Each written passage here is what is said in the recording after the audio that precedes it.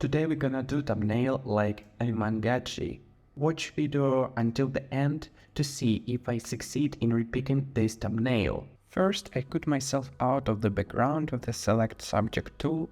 I transform and scale me a little bit, then I copy the layer with me, delete the mask, and add a saturation adjustment layer to make a dark background like in the original thumbnail.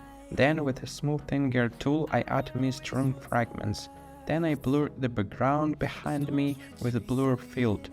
Next I create a white shape and add an icon with a piggy bank and make a copy for the second icon.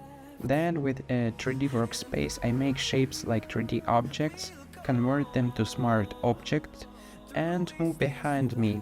Add a green icon with a green outer glow, the same thing did with the red icon. Next I add lights behind me, green and red lights from icons, color correction, and thumbnail like Iman Gadzhi is ready.